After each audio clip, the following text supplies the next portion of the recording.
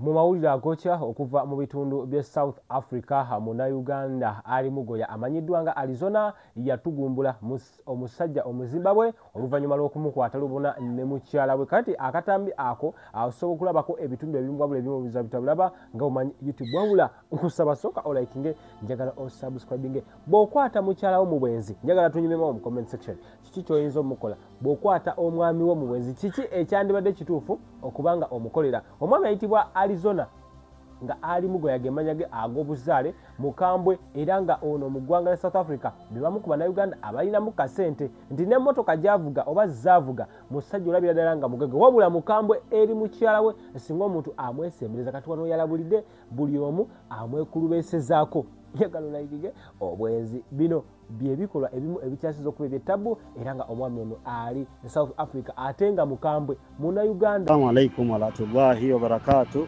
Mugamba mukyaba memba mbegayiridde mwena abalegeza mwena abalasana saagala muntu yenna alina kunjajinga please. Mpulidde nti mulimu abasamayasama nti munnoonya wendi ndi wano Hillbrow opposite police station.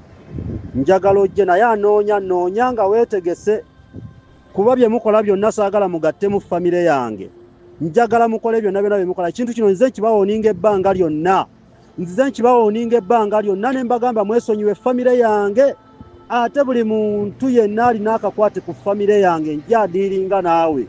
Buli muntu yenna alina amanyi nti wali okozeeko ekintu kyonna nga kikontana ne famire yange nja kudiiringa naawe. Omuzimbabwe namusse sejjusa saagala munjajinge bye nakoze byange ne bwe ngenda ku life sentence. It's me, it's not you. So don't take a fuck and talk after my name or don't be after my name.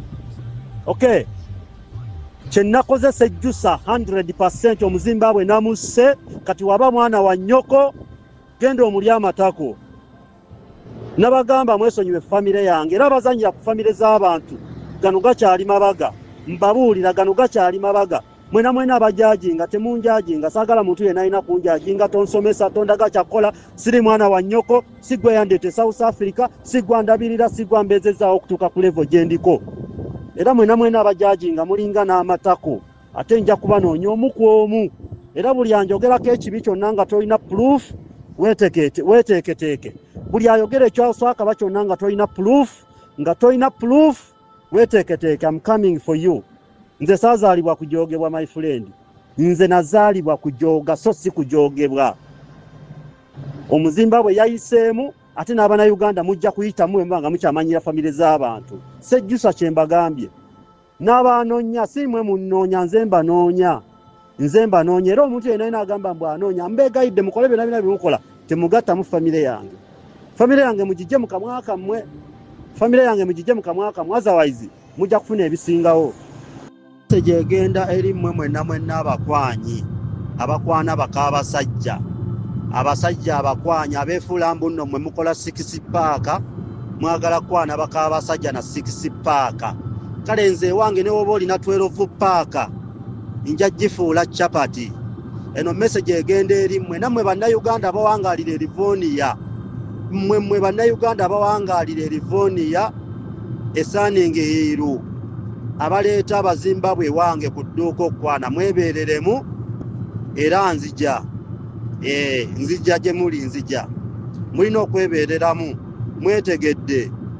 mwetegedde naawe yalinga delivering ebintu wano batahenule ne tubeegayirira mujje tugende ku community y'Abasomali oba Abaethiopia abamuta tufune obwenkanya. Teri yasobola kuteekayo obudde bwe.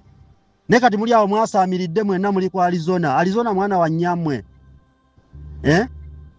Ndi mwana wa nnyammwe. Nabagambye no warning egenda yaabo mwenna mwabamanyira abakyala b'abantu. Nze naba warning ne mbagamba owange omujjako nga weesibye 2 okufa oyize okunzita obagwa okuyitamu. Era owange omujjako nga weesibye 2. Nze saazaalibwa kunyoomebwa oba kujogebwa my friend. So saagala mumanyire njagala mumanyire mukomya akamanyiiro. Ate namwe Abannayuganda mwe abaana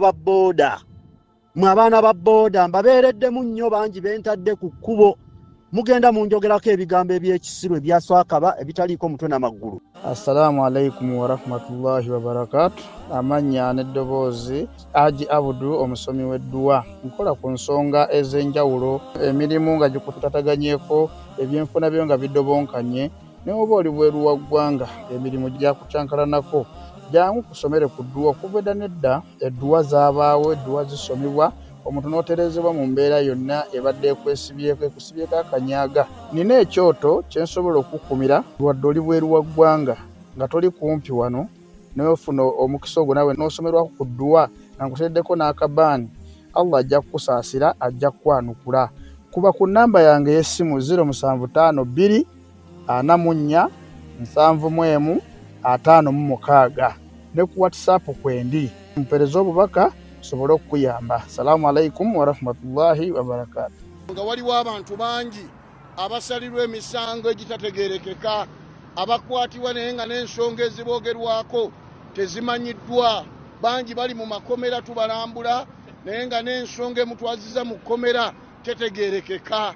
Njagala kubagumya abantu abo bonna abasibiddwa obwereere be bamye ebbeiro nti nga tutambula kaakano okukwata ekkubo ly'omusaalaba, tubasabira Katonda waffe abawe obwenkanya, era tuvumirira abo bonna abakwata abantu abo nga tolina bujulizi n'obawaayiriza n'obateekako ebisangosango olwa influence yo olw'ebyobufuzi, abantu abo ne babeera mu kkomera nga babonaabona. Tuvumirira ensonga eyo ng'ekkanisa era twegayirira Katonda abeeko kyakyusa mu ggwanga lyaffe.